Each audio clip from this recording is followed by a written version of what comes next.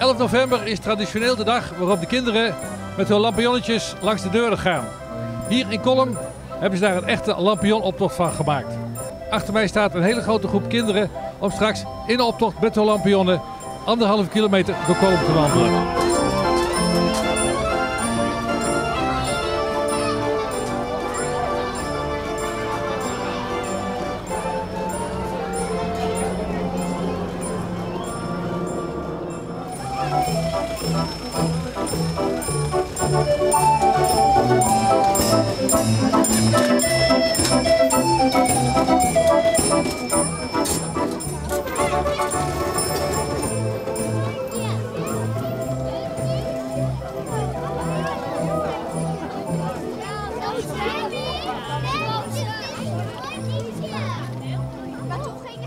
En daarna is er natuurlijk snoep.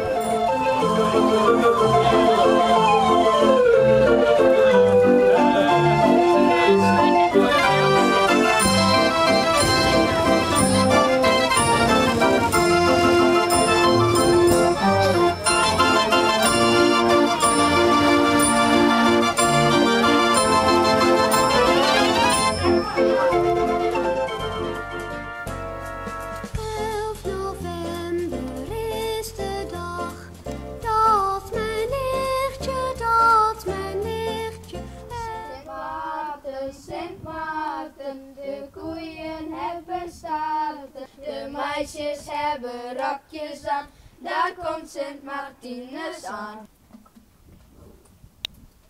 Hoi. Doei.